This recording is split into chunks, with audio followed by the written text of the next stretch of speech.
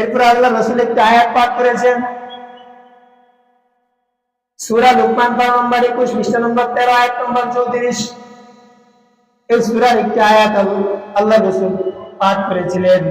ওই আয়াতের মধ্যে আল্লাহ বলেন, ইন্নাল্লাহা ইনদাহু ইলমুস সাআহ ওয়া ইউনাজ্জিলুল গায়ব ওয়া ইয়ালামু মা ফিল আরহাম ওয়া মা তাদরি নাফসুন বিআইয়ি আরদিন তামুত ওয়া মা তাদরি নাফসুন মাযা তাকসিবু গাদা ইন্নাল্লাহা আলীমুল খাবীর।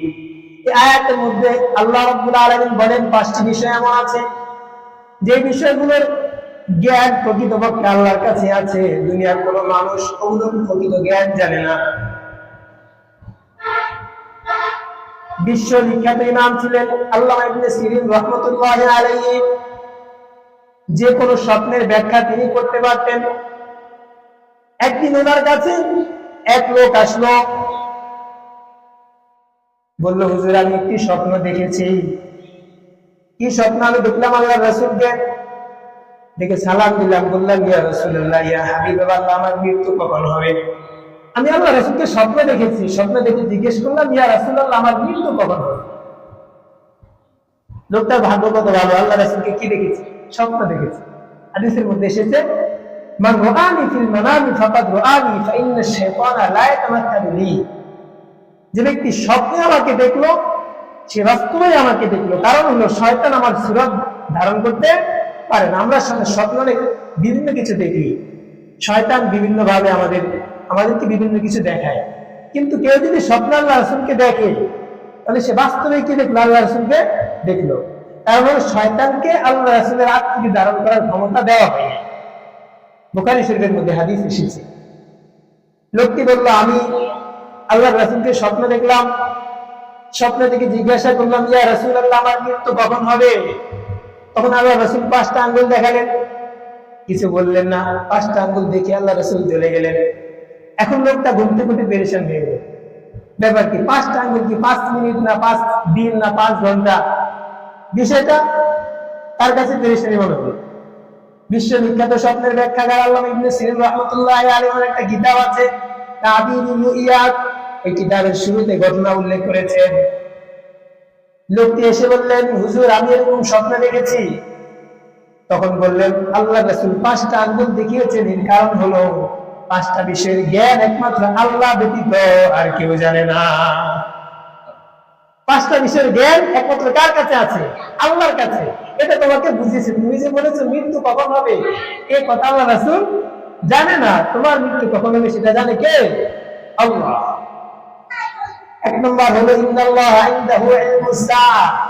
কিয়ামত কখন হবে, কিয়ামতের সঠিক দিন নির্দিষ্ট জানেন কে? আল্লাহ। কিয়ামতের নির্দিষ্ট তারিখ জানেন কে? আল্লাহ রাব্বুল আলামিন জানেন। আমাকে আপনাকে দুনিয়ার কোনো মানুষকে সেটা জানানো হয়নি। ওয়া ইউনাজ্জিলুল গায়ব। বৃষ্টি কখন হবে সেটার প্রকৃত জ্ঞান যিনি রাখেন তিনি হলেন কে? আল্লাহ। বৃষ্টি কখন দিবে সেটা আল্লাহ বাকি কি জানে? ভালো জানে। বাকি এখন প্রযুক্তি, আমরা বিভিন্ন আলামত দেখি, বলি যে বৃষ্টি হতে পারে, নিশ্চিত করে কেউ বলতে পারে না। হতে পারে, দেখে যে অনেক সময় হয়, আবার অনেক সময় হয় না। মেঘ দেখে, বিভিন্ন আলামত দেখে বিভিন্ন ভাবে বলা হয় বৃষ্টি অমুক জেলায় কি হতে পারে, বৃষ্টি হতে পারে, ঘূর্ণিঝড় হতে পারে। এটা নমুনা দেখে বলা হচ্ছে, কিন্তু প্রকৃত পক্ষে বৃষ্টি হবে কিনা, কতটুকু হবে, কখন হবে, এটা প্রকৃত জ্ঞান রাখেন তিনি হলেন কে? আল্লাহ রাব্বুল আলামিন। ওয়া ইয়ালামু মা ফিল আরহাম। মায়ের গর্ভে কি আছে সেটা প্রকৃত যিনি জানেন তিনি হলেন আমার আল্লাহ।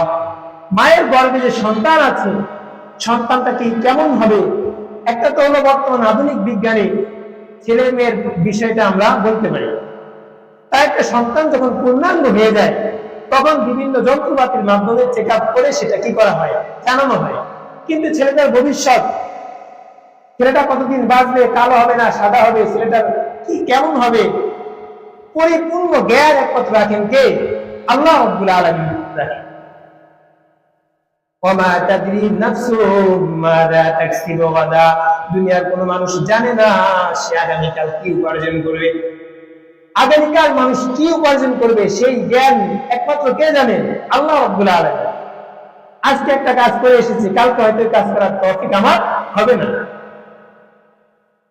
আমি ধারণা করে রেখেছি কালকে আমি কাজটা করব, হয়তো এই কাজ করার তৌফিক আমার হবে না। আল্লাহ পাক কি প্রকৃত জানেন যে কালকে মানুষ কি করবে।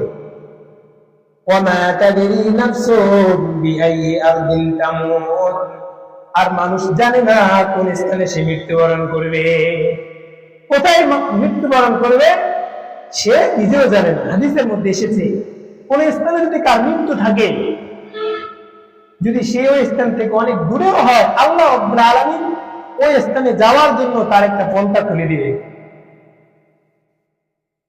একটা পন্থা ব্যবস্থা করে দিবেন। ওখানে গিয়ে তার কি হবে? মৃত্যু হবে। এই পাঁচটি বিষয়ের জ্ঞান একমাত্র কার কাছে আছে? আল্লাহ রাব্বুল আলামিনের কাছে আছে। এগুলো আল্লাহ রাব্বুল আলামিন মানুষকে জানাননি।